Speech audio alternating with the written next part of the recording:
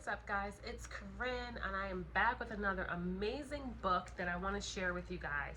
This book is called Prayer, The Art of Believing by one of my favorite authors, Neville Goddard, who was popular back in the early 1900s, 1940s, 50s, 60s, and basically has coined the phrase, feeling is the secret. So if you're interested in learning how to transform your world, then watch, okay? So this book has 7 chapters. I'm going to do a video for each chapter. There is the Law of Reversibility, the dual nature of consciousness, imagination and faith, controlled reverie, law of thought transmutation, good tidings, and the greatest prayer. Neville Goddard was one of the greatest New Thought leaders, and what he really taught was about how the power of your imagination is creating the world around you. I was listening to this book while I was doing some cleaning around the house, and I'm telling you, the concepts in this book, if you apply them, can change your life instantly. Literally, you can change circumstances in your life within a day, a week, a month, a year, depending on what it is. So I want to share my insights as I read through each chapter, and with the hopes that it will help you with manifesting whatever it is that you want in your world. So let's get started. And thanks for tuning in. Make sure you hit the like button. If you're not subscribed, go ahead and subscribe right now, and feel free to leave me a comment because I would love to hear from you. Okay? Chapter 1, the Law of Reversibility. The prayer is an art and requires practice. The first requirement is a controlled imagination. Parade and vain repetitions are foreign to prayer. Its exercise requires tranquility and peace of mind. Use not vain repetitions, for prayer is done in secret, and thy Father which seeth in secret shall reward me openly. The ceremonies that are customarily used in prayer are mere superstitions and have been invented to give prayer an air of solemnity. Those who do practice the art of prayer are often ignorant of the laws that control it.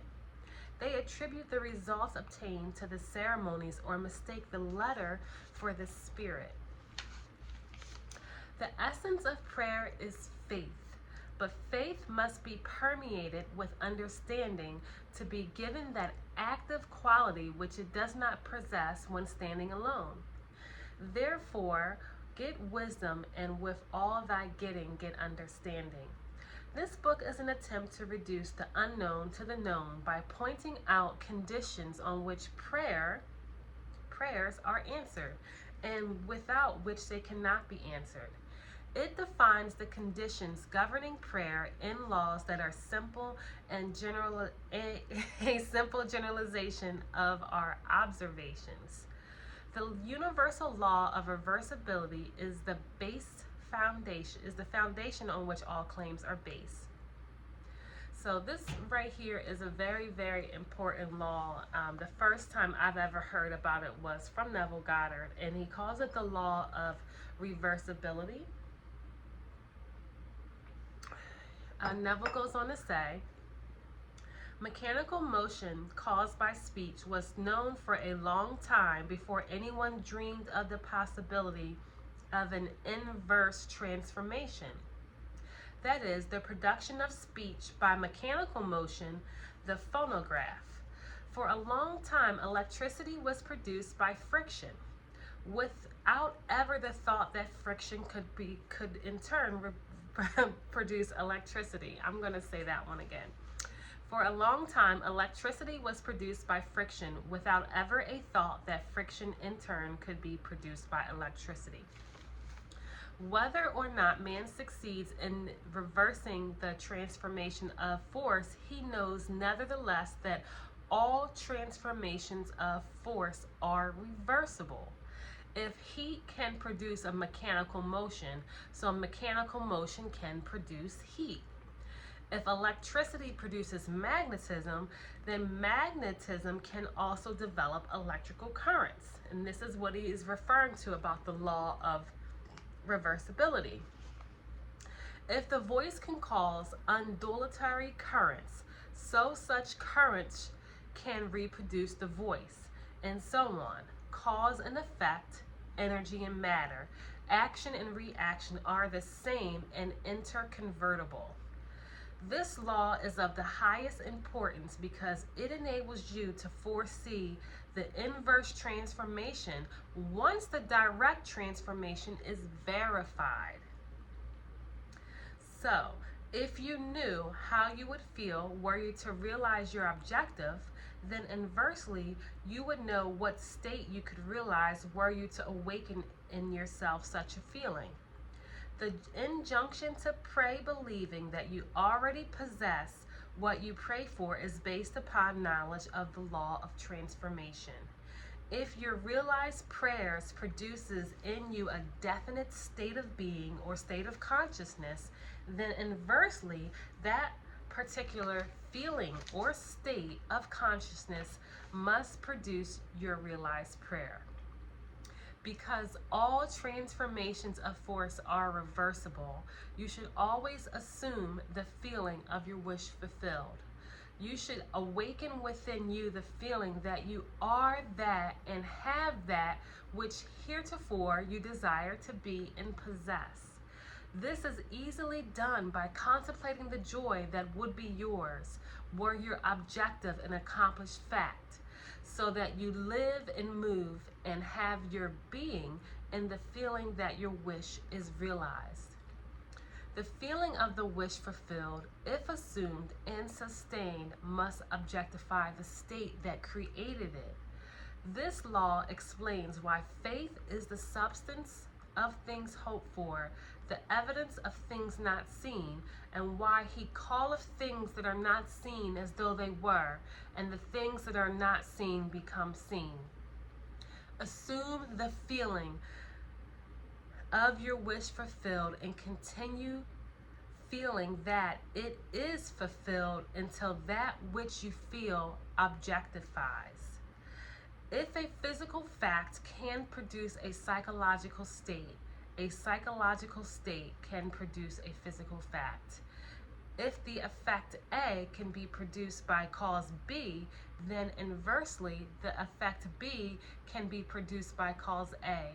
Therefore, I say unto you, what things soever ye desire, when ye pray, believe that you have received them, and you shall. Mark 11:24. So that is chapter 1, the Law of Reversibility. I think the biggest takeaway is there's two for me anyhow. If you knew how you would feel once you have achieved the desire that you want, typically it's relief, typically it's joy, typically it's peace of mind.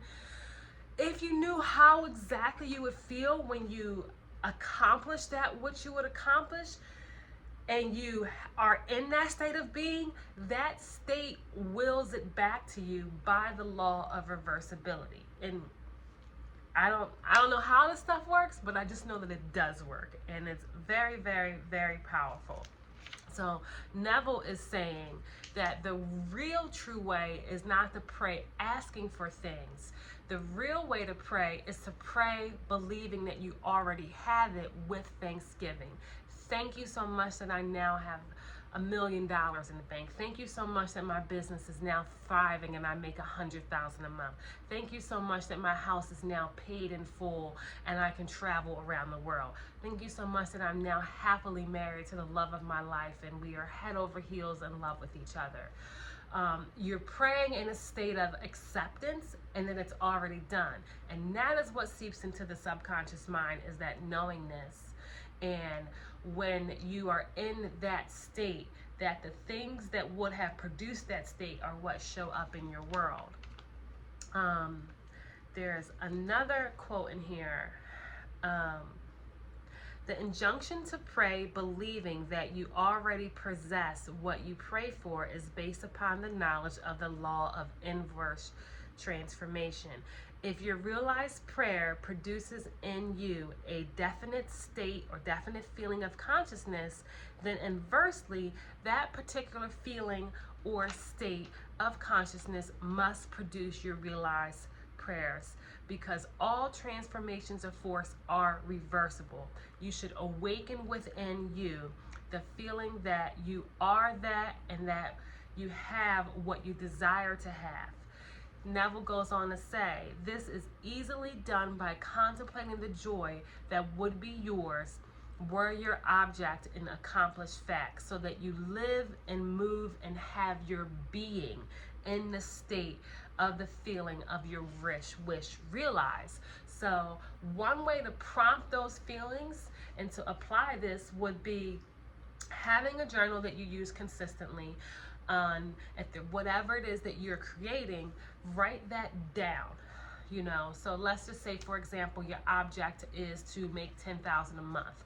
I love that I'm making $10,000 a month, and then I would ask myself, how would it feel if you already had an income of $10,000 a month? And I would just take a few minutes and write down, how would it feel?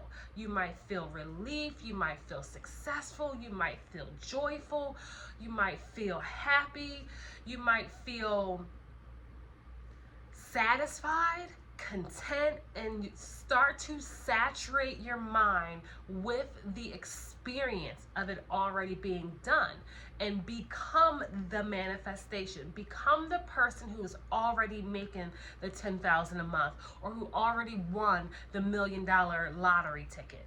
If whatever it is that your objective is, identify it as a current state. I love that this is in existence. So again, if money was the thing and you were looking to make 10 grand a month, I would write it down.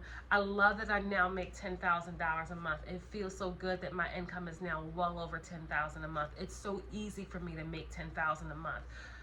Whichever statement is natural to you, write down a few affirmations, and then ask yourself, how would it feel if this were already a fact? How would it feel? How does it feel now that this is my fact? That's an even better question. How does it feel now that I'm making $100,000 a month? And I would write it down, and then I would close my eyes and go ahead and experience it and put myself in that state. I love that I'm making $10,000 a month. It feels so great that I'm making $10,000 a month. I love that I am free to buy anything I want. I love that I'm able to save 40% of my income now. I love that I feel so safe and secure. It feels so good. I love opening up my phone on my banking app and seeing money deposited. It feels so good that I easily make $10,000 a month. And I would saturate my mind with affirmations surrounding making the $10,000 a month, and then I would saturate my mind with, how does it feel? It feels free. I feel successful. I would have inner conversations and hear a friend tell me, congratulations on your business, Corinne. I'm so proud of you. I would just constantly saturate your inner world with that state of being. And when I say constantly, what I mean is that you would have yourself a strong morning routine where you're saturating yourself with it that way. At nighttime before you go to bed, you'd be saturating your mind with it that way. And at least 1, 2, or 3 other times throughout the day, maybe every time you're washing your hands, you might just close your eyes and go, thank you so much that I'm now making $10,000 a month. I love the feeling of making $10,000 a month. I love that I'm free. I love this abundance that I have. And saturate and give it thanks. Another key component with changing our states of being on a specific subject is that you don't want to have conversations that are counter to your new goal. And what I mean by that, if your new objective is that, hey, I now make $10,000 a month, you also don't want to be looking at your bank account, criticizing it, or maybe you're getting a sale from a client, but it's not $10,000 a month, and you don't want to be like, oh, well, this is only $200. This is only that. You don't want to be talking down about the situation. If you get even just one more sale or one more anything, you want to hype it up and almost exaggerate it and then affirm that it's the way that you want it to be. So for example, if your goal is I'm making 10,000 a month and you know what that feels like, it feels like success, it feels like abundance. Thank you. It feels like gratitude. Thank you that I'm here. Now, if you go a day you don't get any sales, you go a day you may only get one sale. Thank you so much that I'm now making 10,000 a month. Thank you so much that I had another client reach out to me. That is a sign that everything that I'm doing is working. So anytime you get just a little bit of movement in the right direction, praise it, bless it, thank it, and command that more is coming. I love that more is coming in. So that's how I would put myself in a state. Again, this is chapter 1 coming in from Neville Goddard's Prayer, The Art of Believing, where he really breaks down the law of reversibility, which basically says that if you knew how you would feel if you were to realize your objective, then adversely, if you were in that state, your objective would realize itself. So that's what the law of reversibility is. Let me know what you guys think. Thank you so much for watching. Please make sure you like, comment, and that you are subscribed to the channel, and I can't wait to check out the next chapter with you. Smooches.